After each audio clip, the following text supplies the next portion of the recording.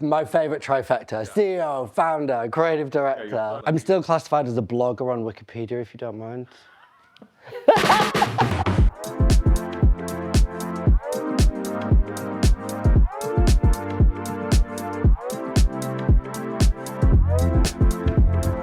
Hi, I'm Henry Holland. We are in the heart of Hackney at my ceramic studio. Welcome. This is where I make all of my work. Come in, I'll show you around. So my first business I started, my mum gave me a loan for £500 and I bought some Dior shoes. And then I managed to save it back up and I bought my first set of samples, and then we were completely self-funded until 13 and a half years later. And then I started my second company, this one, with my statutory redundancy check from the first one. This is our studio, our factory, our making space, our workshop in the centre of the universe in Hackney. I grew up in a place called Ramsbottom in the north of England. I used to sit at home in Ramsbottom watching fashion TV all day and all night, you know, instead of doing my homework. I moved to London to start at London College of Printing, which during my time there became the London College of Communication. And I studied journalism there. From there, I went to work in the fashion departments of teen magazines. So, you know, ceramics is something that teaches you patience, it teaches you to slow down, it teaches you mindfulness. I have none of those things. So it's been a real thing for me to learn. I'm like, well, let's just get it done, let's get it done, but you can't rush the process.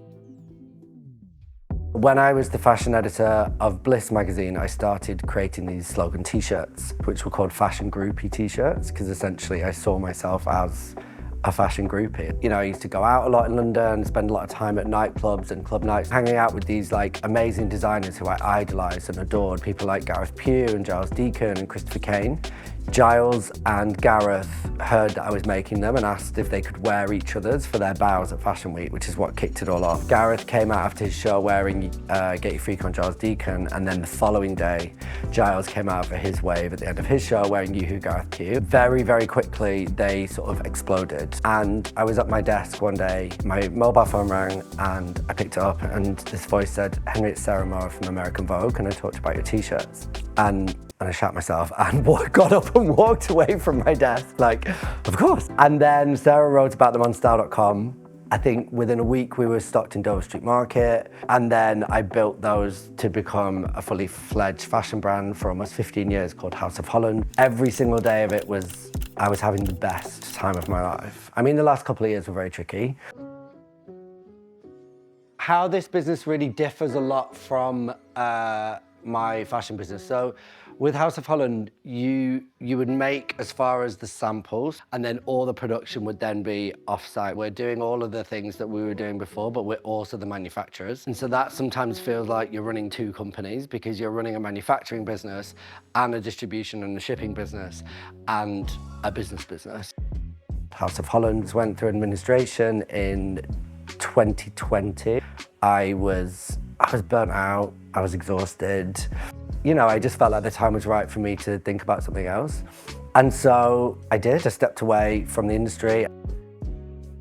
I really quickly realized that I needed a creative output. I started having a few ceramics lessons in the evenings, and pretty instantly got the bug.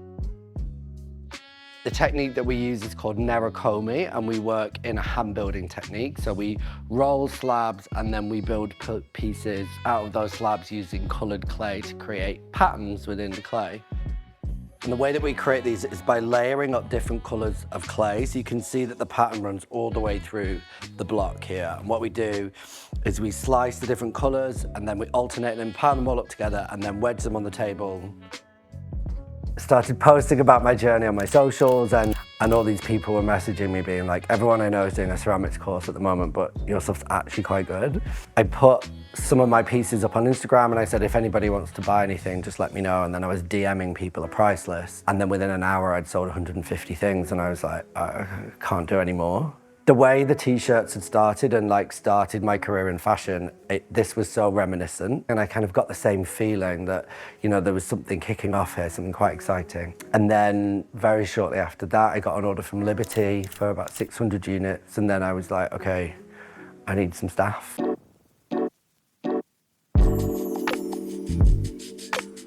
Once everything is made on these tables here, it then comes over here to dry. So these very ugly looking alien style pods are pieces which are drying off. So you can see here something that is being dried. This is a chalice.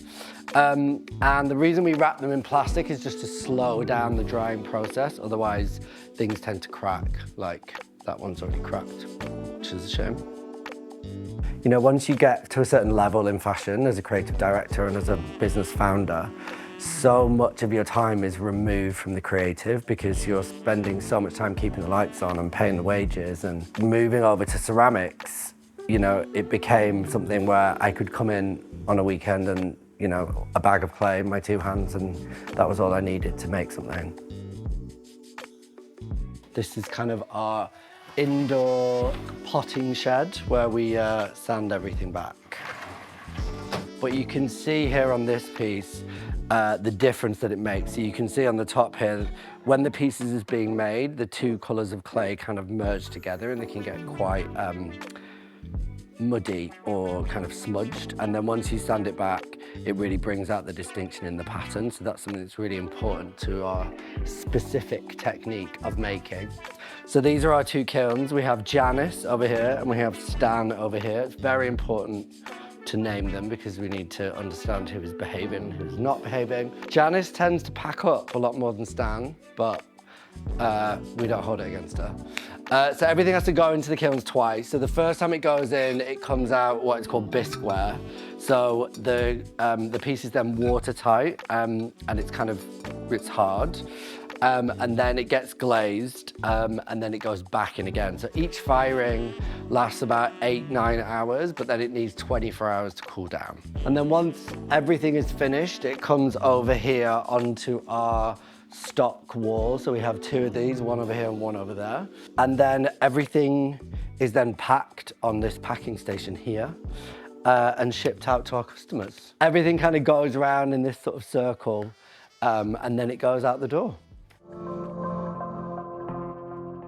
The process of me realizing the power of my creativity has been a learning curve in both fashion and now in homeware, because I think that's kind of the gradual process of quietening down the inner sort of saboteur. But I think I'm gradually able to quieten that voice through achieving, if that makes sense. From like, you know, the more and more I was able to do and the further we were able to build and grow the businesses and the companies, that kind of reassured me that actually I was able to do these things.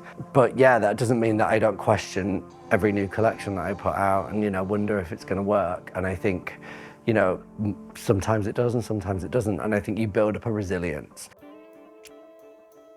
This is one of our more recent collections, which we've called Agate, which is kind of, this one is created using the waste from the creation of this product. So once you're working in coloured clay, once you sandwich the colours together, it's really, you can't then unsandwich the colours together. And so we just use different techniques and different ways to create pattern, but using some of our waste material, which is really important. It's always very personal for me, which can be challenging at times because, you know, when there's detractors, when you get a bad review, when people say your work is rubbish, it's a piece of your heart and soul. And it's something that is so closely connected to you as a person and your thoughts and your feelings. And when people say that that's bad, that can be devastating. And at the same time, it's so fulfilling and so thrilling when the opposite is true. I'm not a big planner, so like I don't sketch out like silhouettes and pieces before I go ahead and just make them. So clay actually works really well for me because I can just set about I just make something, and if it fails, it fails, and if it looks like crap, it looks like crap, but I really like the process. See, this is a really good example. So this is one of our lights that we launched quite early on, and this was just the process of stacking different elements, and so that was kind of the design process. So this is like, you know, plant pot, and we just sort of set about stacking things together, and that's kind of how you build on the silhouettes and the shapes.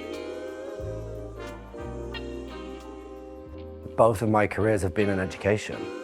and that is what that keeps me engaged. You know, if I knew what I was doing and, you know, I felt like everything was kind of, you know, this ordered kind of trajectory, and, you know, you do things this way because that's how you do it, and everything worked in a very specific way, I think I'd be disengaged really quickly, because it's the learning and the curveballs and the things that you don't think about are the things that really keep you excited and engaged.